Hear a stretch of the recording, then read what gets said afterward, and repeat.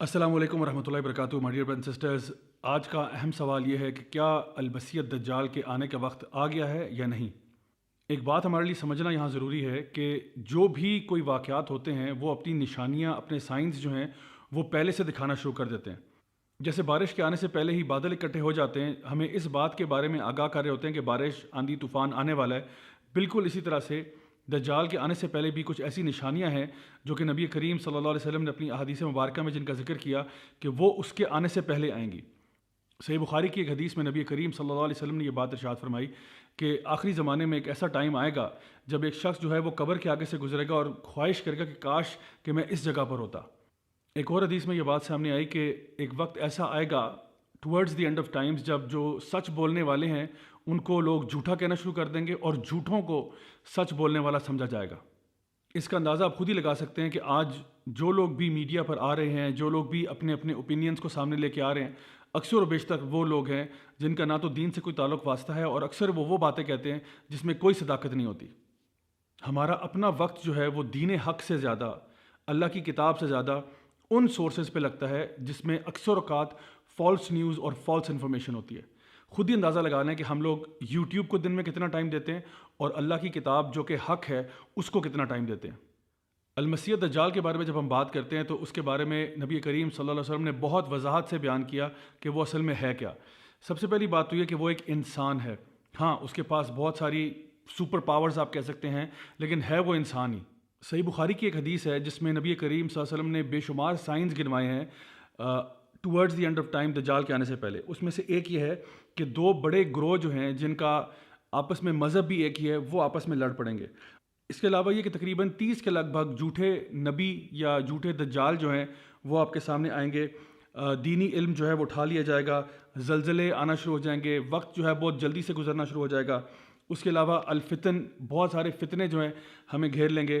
اس کے علاوہ قتل و غارت میں اضافہ ہو جائے گا، مال و دولت میں اضافہ ہو جائے گا اور لوگ جو ہے وہ ایک دوسرے کے ساتھ کمپٹیشن کریں گے اونچی اونچی عمارتوں کی تعمیر میں. ایک اور روایت جو ہمارے پاس ابن ماجہ سے آتی ہے وہاں پہ نبی کریم صلی اللہ علیہ وسلم نے یہ بات ارشاد فرمائی کہ دجال کے آنے سے پہلے کچھ ایسی مشکلیں اور مصیبتیں لوگوں پر آئیں گی جس کے بارے میں ہمیں آئیڈیا ہو جائے گا کہ دجال آنے والا ہے. دجال کے آنے سے 3 سال پہلے بارشیں جو ہیں وہ 1/3 کم ہو جائیں گی. اس کے دوسرے سال میں 2/3 بارشیں کم ہو جائیں گی اور دجال کے آنے سے 1 سال پہلے بارشیں مکمل طور پر ختم ہو جائیں گی، حتیٰ کہ جانور بھی مرنا شروع ہو جائیں گے اور خوراک بھی نہیں رہے گی. تو صحابہ نے پوچھا کہ یا رسول اللہ پھر اس ٹائم پہ ہم کیا کھائے پئیں گے؟ جس سال میں کھانا ہی نہیں ہوگا اس سال میں ہم کیا خوراک کھائیں گے؟ تو آپ نے فرمایا کہ تمہاری خوراک کیا ہوگی؟ لا الہ الا اللہ، اللہ اکبر، الحمدللہ، یہی تمہاری خوراک ہوگی اور اسی پر تم گزارا کر لو گے. مغیرہ بن شعبہ رضی اللہ عنہ کہتے ہیں کہ میں نے جتنا نبی کریم صلی اللہ علیہ وسلم سے دجال کے بارے میں پوچھتا تھا اتنا کوئی بھی ان سے نہیں پوچھتا تھا. تو نبی کریم صلی اللہ علیہ وسلم نے ان سے پوچھا کہ تمہیں کیا چیز دجال کے بارے میں پریشان کرتی ہے؟ تو انہوں نے کہا کہ میں نے یہ سنا ہے کہ دجال جب آئے گا تو وہ اپنے ساتھ ایک روٹی کا پہاڑ لے کر آئے گا اور لوگوں کے پاس اور کچھ نہیں ہوگا.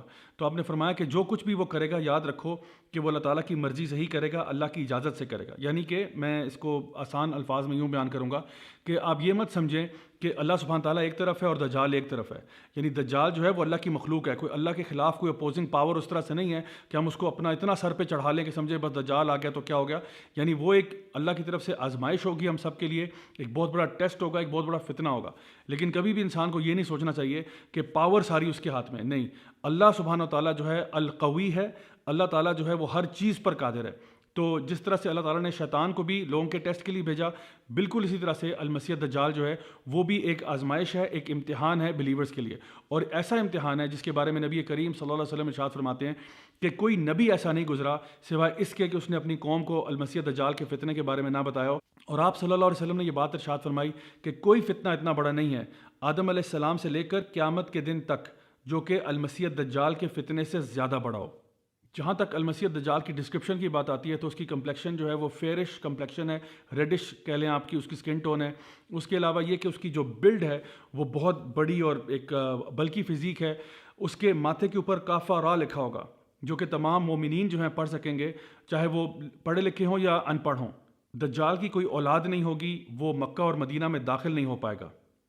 اور اگر ہم احادیث کا جائزہ لیں تو بات یوں سمجھ میں آتی ہے کہ لگتا ایسے ہے واللہ عالم کہ دجال جو ہے وہ ٹیکنالوجی کا بڑا ماسٹر ہوگا، کیونکہ آتا ہے کہ وہ زمین سے سارے خزانے نکال پائے گا اور وہ بہت تیزی سے ہوا کی سپیڈ سے ٹریول کیا کرے گا، اور یہ بھی کہ وہ ایک شخص کے والدین کو لگے گا ایسے کہ دوبارہ زندہ کر دیا، لیکن اصل میں وہ اس کے والدین نہیں ہوں گے، کیونکہ ہم یہ بات جانتے ہیں کہ جو ایک دفعہ مر گیا وہ واپس نہیں آ سکتا، بلکہ یہ دجال جو ہے یہ شیطانوں کی مدد لے گا، شیاطین جو جن میں سے ہیں ان کی مدد لے گا کہ وہ اس کے پیرنٹس کا روپ دھار کر آئیں اور اس کو کنونس کرنے کی کوشش کریں کہ تمہیں دجال کی عبادت کرنی چاہیے۔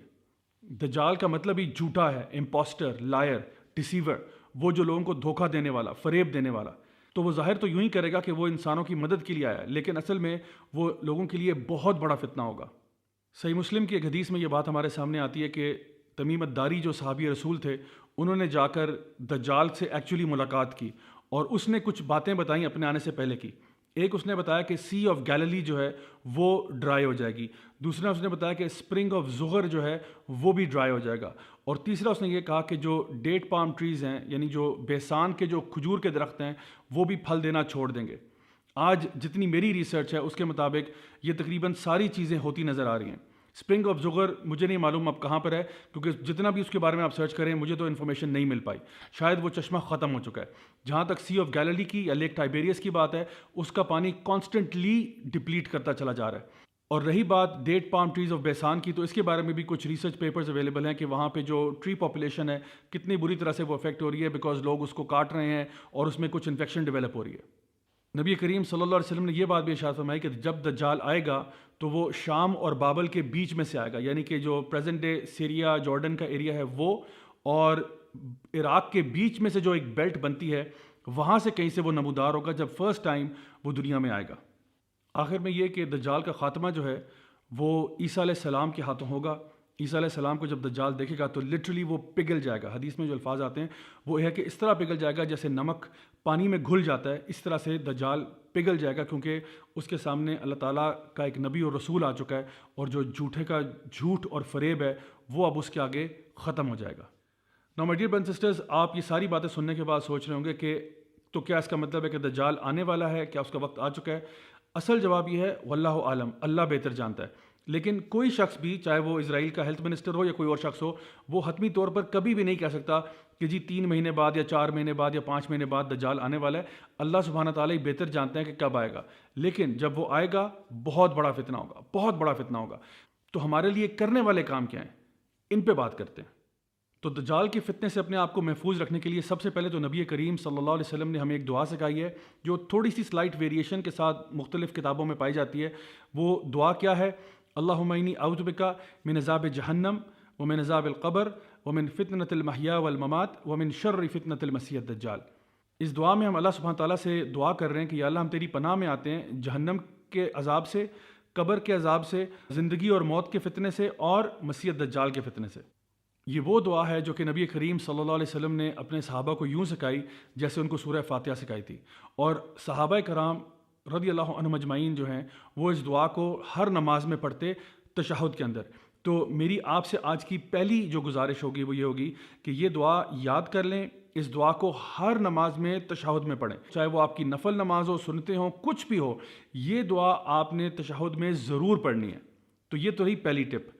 دوسری چیز جو آج کی میں آپ کو بتاؤں گا وہ یہ ہے کہ سورہ الکہف ہمیں ہر جمعے کو پڑھنا چاہیے۔ آج چونکہ الحمدللہ جمعے کا دن ہے تو اس لیے جمعے کے دن یعنی جمعرات کے ٹائم سے لے کے مغرب سے لے کے جمعے کی مغرب تک آپ سورہ الکہف کی پوری طور پہ تلاوت کریں۔ انشاءاللہ اس کے بارے میں کیا آتا ہے کہ یہ ایک ہفتے سے لے کے دوسرے ہفتے تک، یعنی ایک جمعے سے دوسرے جمعے تک انشاءاللہ آپ کی رہنمائی کرتی ہے، آپ کے لیے ایک لائٹ بن جاتی ہے، آپ کے لیے ایک نور بن جاتی ہے، اور انشاءاللہ آپ کو یہ فتنہ آف مسیح الدجال سے بھی دور رکھے گی انشاءاللہ۔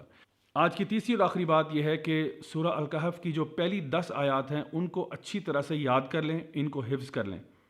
یہ اس لیے کیونکہ نبی کریم صلی اللہ علیہ وسلم نے اس کے بارے میں بھی ہمیں رہنمائی فرمائی ہماری، چاہے پہلی 10 آیتیں کر لیں یا آخری 10 کر لیں یا دونوں کر لیں تو زیادہ اچھی بات ہے۔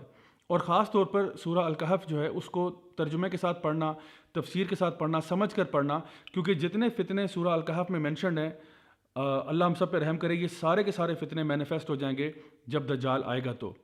میری دعا ہے کہ اللہ تعالیٰ ہم سب کو اپنے حفظ و مان میں رکھے، ہمیں ہر طرح کے فتنوں سے محفوظ رکھے، چاہے وہ وبائی امراض ہوں، یا وہ دنیا کے زندگی اور موت کے فتنے ہوں، یا وہ دجال کا فتنہ ہو۔ Until next time, this is me, Raja Zawlak, signing off.